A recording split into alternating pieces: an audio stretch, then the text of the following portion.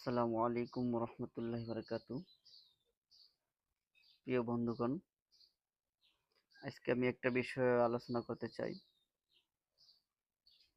সেটা হলো অনেকেই আমাদের এই চেম্বারে আসে বা ফোনে জিজ্ঞাসা করে যে আপনাদের চেম্বারে বা আপনারা কি চিকিৎসা করে থাকেন।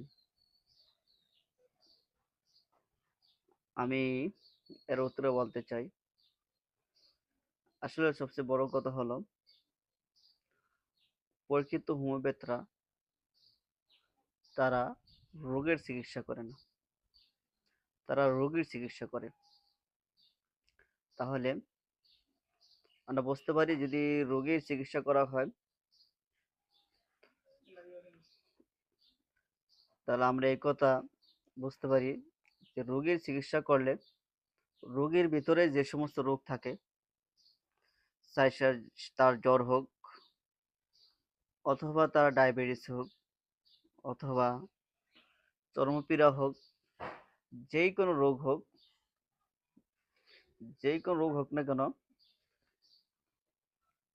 সকল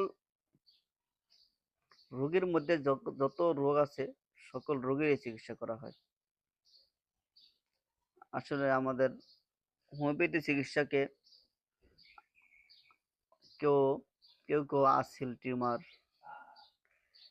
এই ধরনের, বা জরায়ুতে টিউমার এই ধরনের রোগের চিকিৎসাই মনে করে।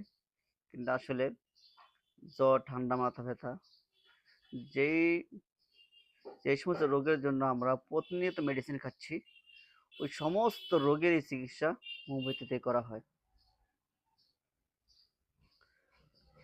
তা আমার প্রশ্ন হচ্ছে যে যদি জ্বর হয়, তো জ্বরটা কি একজন রোগীরই তো হয়েছে?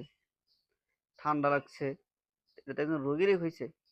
এক কথা, রোগীর ভিতরে যত রকম সমস্যা থাকতে পারে আমরা লক্ষণ ভিত্তিক মেডিসিন দিয়ে থাকি, মেডিসিন দেই।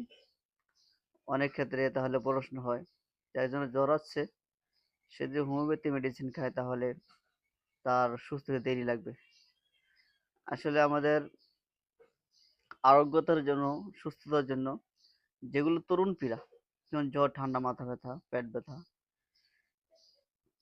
যেগুলো তরুণ পীড়া, এগুলো যদি মেডিসিন যদি সিলেকশন ঠিক থাকে তাহলে তার রোগ অ্যালোপ্যাথি থেকে আরো দ্রুত কাজ করবে। আর যেগুলো